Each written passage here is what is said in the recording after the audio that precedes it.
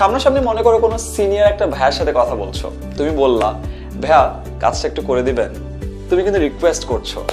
খেয়াল করে দেখো তো, এই সেম জিনিসটা তুমি মেসেজে লিখো, তোমার সিনিয়র ভাই যদি এভাবে পড়ে ভাইয়া কাজটা একটু করে দিবেন, তোমার ভাইয়া তো ভাবতে পারে যে তুমি তাকে আদেশ করে বলছো, তাই না?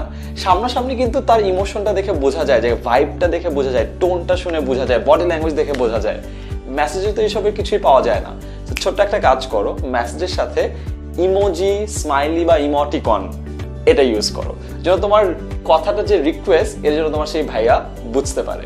আজকের মতো খালি মানুষকে মেসেজ করেছেন, কিন্তু নিজেকেও কিন্তু মেসেজ করা যায়। আপনি চাইলে এখনই নিজেকে ট্রাই করে দেখতে পারেন যে নিজেকে মেসেজ পাঠানো যায় নাকি। খালি নিজেকে মেসেজ না, বিভিন্ন গুরুত্বপূর্ণ ফাইল, মনে করেন প্রেজেন্টেশনের আগের দিন নিজেকে প্রেজেন্টেশন ফাইলটা পাঠিয়ে রাখুন, এর পরের দিন যখন লাগবে মেসেঞ্জার থেকে ডাউনলোড করে নেন।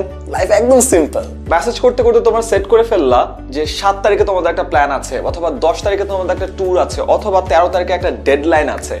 ছোট্ট একটা কাজ করে ফেলো, প্লাস বাটন প্রেস করে একটা প্ল্যান সেট করে ফেলো ওই দিন একটা স্পেসিফিক টাইমে। কেন? কারণ যার সাথে প্ল্যান করছো সে বা তুমি বা তোমরা দুজনে যদি ভুলে যাও কোনো প্রবলেম নেই, ফেসবুক ওই ইভেন্টের ওই স্পেসিফিক সময়ের ঠিক আগে একটা রিমাইন্ডার দিয়ে দিবে, যেটা তোমাদেরকে মনে করে দিবে তোমাদের টাস্ক কি ছিল। অনেকদিন পর বন্ধুদের সাথে দেখা হবে, যে দেখি যে কেউ এখন আসে নাই, তো সবাইকে ফোন দেওয়া শুরু, মেসেজ দেওয়া শুরু, যে দোস্ত তুই কোথায় আছিস। এক একজন এক একটা কথা বলে, কেউ বলে ফার্ম গেটে, কেউ বলে কলা বাগানে। কিন্তু আপনি চাইলেই লাইভ লোকেশন অপশনে দেখতে পারেন যে আপনার ফ্রেন্ডরা কোথায় আছে। ও কি 5 মিনিটের দূরত্বে আছে, নাকি এখনো বাসা থেকে বেরই হয়নি।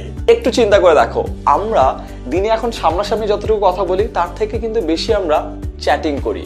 সো চ্যাটে কাউকে গ্রিট করা বা কাউকে বাই বাই বলা খুব ইম্পর্টেন্ট। সো কাউকে গ্রিট করার সময় কিন্তু সুন্দরভাবে হ্যালো ভাইয়া, আসসালামু আলাইকুম, আমি এই বলছি এখান থেকে, আপনার সাথে আমার এই বিষয়ে কথা ছিল, আমি জানি আপনি অনেক ব্যস্ত, তাও যদি আপনার একটু সময় হয় আমাকে বলতে পারেন, আমি কখন নক করব বা কখন কল করব। এভাবে যখন কাউকে গ্রিট করবা তোমার সাথে তার ইনিশিয়াল যে সম্পর্কটা খুব স্মুথ হয়ে যাবে। অ্যান্ড অফকোর্স কাউকে যখন বাই বলছো, অফকোর্স এত গ্রিটিংস ফর্মাল এই জিনিস ওই জিনিস মেনটেন করার দরকার নাই, বাট তুমি যে তাকে বাই বলছো এবং কনভারসেশন যে শেষ হচ্ছে এটার জন্য সে বুঝতে পারে। বন্ধুর বার্থডে সেলিব্রেট করা হবে, কিন্তু কেউ ডিসিশন ফাইনালাইজ করতে পারছে না যে তাকে কি চকলেট দিবে নাকি বই দিবে। এবার এই ডিসিশন নিতে নিতে নিতে মাঝখানে কোনো একটা ফ্রেন্ডের খালাতো বোনের কাজিনের বোনের বিয়ের কাহিনী চলে আসছে। তো এক্ষেত্রে জাস্ট একটা পোল অপশন খুলে সেখানে চকলেট না বই এই অপশনগুলো দিলে কিন্তু মানুষের অন্য কোনো দিকে বিক্ষিপ্ত হচ্ছে না, তার ওই ডিসিশন দিয়ে নিজেরটা এবার সবাই একটা একমতে পৌঁছাতে পারে। আমি অলওয়েজ বলি মেসেঞ্জারের যে গ্রুপটা আছে এটাকে অনেক ভালোভাবে ইউজ করা যায়।